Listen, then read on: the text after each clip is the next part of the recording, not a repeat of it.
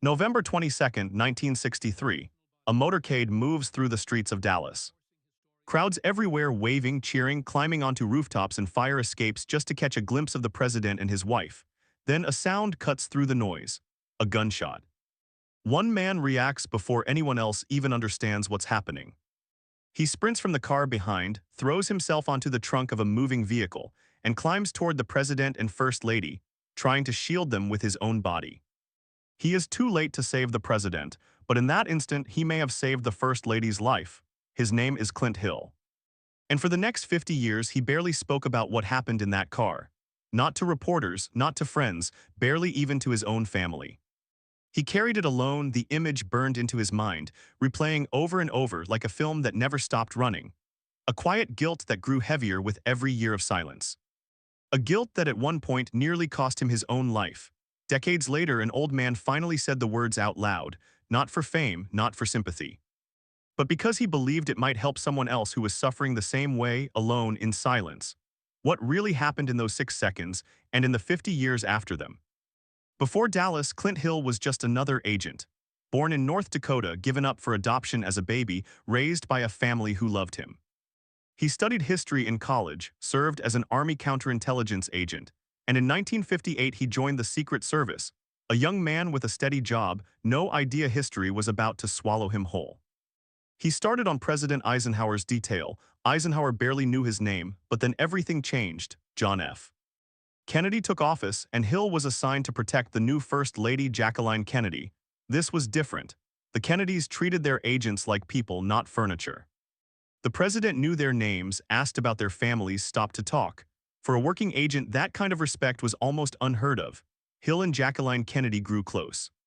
He traveled the world with her, India, Pakistan, Italy, dozens of countries, protecting her, becoming part of her daily life in a way most bodyguards never do. He would later call it some of the richest years of his life. By the outside world's measure, Clint Hill had made it, trusted by the most photographed woman in America. A respected position in the most elite protective service on earth. A wife, 2 sons, a career on the rise. But no one who knew him only by his job title had any idea what was quietly building underneath. Because on November 22nd, 1963, in the span of about 6 seconds, everything about his life would split into a before and an after. He would spend the rest of it trying to survive the after. The morning of the assassination started like any other stop on the trip. Huge, adoring crowds packed the streets of Dallas. People hung out of windows. They climbed onto rooftops just to see the president and first lady pass by. Hill was riding on the running board of the car just behind the presidential limousine, exactly where he was supposed to be. Then he heard it, a sound like a firecracker. He turned.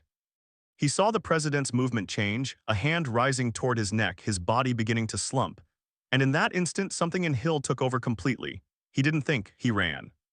He sprinted toward a moving car, out in the open, with no idea where the danger was even coming from.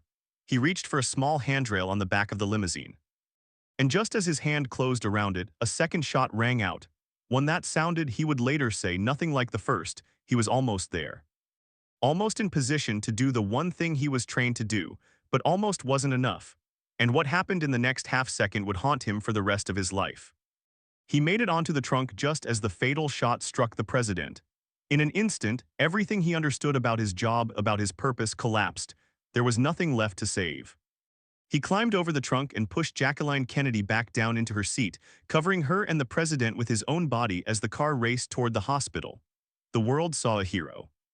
Newspapers ran the photograph of Hill on the back of that car, and it became one of the defining images of the assassination. He was later given the Treasury Department's highest honor for bravery. But Hill didn't feel like a hero. He felt like a man who had failed at the one job he was given, so he kept doing the job anyway.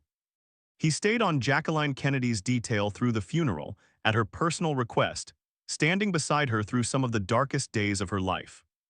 He went on to protect 3 more presidents after that. From the outside, his career kept climbing, but something inside him had quietly broken. And in the 1960s, there wasn't even a name for what was happening to him, no diagnosis, no counseling. No framework at all for what a man does after watching the worst 6 seconds of his life play out over and over for the rest of his career. He just kept going. Until his body and his mind couldn't keep going anymore. By the mid-1970s, more than a decade after Dallas, Hill's health was collapsing under the weight of something nobody had put a name to yet. In 1975, he failed his annual physical. Doctors told him plainly he had to retire. He was only 43 years old. He went home to Virginia and fell apart. By his own account, he was surviving on 2 packs of cigarettes and a bottle of scotch a day just to be able to sleep at night. The guilt hadn't faded with time, it had grown. That same year, journalist Mike Wallace sat him down for an interview, the first time Hill had ever spoken publicly, in any real depth, about what happened in Dallas. On camera, he admitted something he had never said out loud before. If he had reacted half a second faster, he believed the president would still be alive. It was raw, unscripted. And it cracked open something that had been sealed shut for 12 long years. But the interview wasn't the end of his suffering. It was only the beginning of him being able to name it. What almost nobody knew for decades afterward was how close Hill came to not surviving that period at all. Because in the darkest point of his depression, he walked into the ocean. And he had no intention of coming back out. He was pulled from the water by a police officer who happened to be nearby, a man who, as it turned out, was a friend. For years after that moment in the water, Hill mostly withdrew from public life. He didn't talk about Dallas. He didn't talk about the guilt.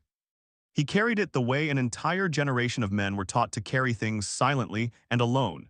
It took decades for the full truth to surface. Piece by piece, in later interviews and in the best-selling memoirs he eventually wrote, including one built around a trunk of forgotten photos and letters he and his wife rediscovered in their garage, Hill slowly gave the world, and himself, a fuller picture of what those years had really cost him. He admitted something rarely spoken by men of his generation, that what he had was PTSD, even though, for most of his career, that word didn't exist for people like him. No counseling. No one checking in, just expected to keep functioning. The consequences touched every part of his life, his health, his first marriage, his sense of who he even was. The label followed him everywhere he went, whether he wanted it or not. Before Dallas, he had simply been Clint Hill. After Dallas, he was defined forever by 6 seconds he couldn't undo. But one thing never wavered. His belief that talking about it eventually was what saved him, and there was still one more truth left to reveal. How he finally made peace, however incomplete, with a day he said he would never fully forgive himself for. In his final years, Hill spoke more openly than he ever had before. He said the guilt never fully left him. He still wondered, even in his 90s, whether there was something more he could have done. But he said the weight of it no longer consumed him the way it once had. He remarried, found new stability, and spent his later years encouraging others struggling with trauma to find someone to talk to rather than carry it alone, the way he did for so long.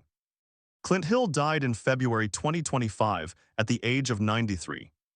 He was laid to rest at Arlington National Cemetery, the same cemetery where 62 years earlier he had stood beside a grieving First Lady and buried the president he couldn't save. A man who spent 50 years in silence, finally choosing at the end to be heard. What do you think? Could you carry something like that for 50 years without saying a word? Let us know in the comments below. If this story moved you, hit subscribe. We bring you real, untold stories from the lives behind the headlines every single week. And if you know someone struggling in silence the way Hill once did, maybe share this with them today.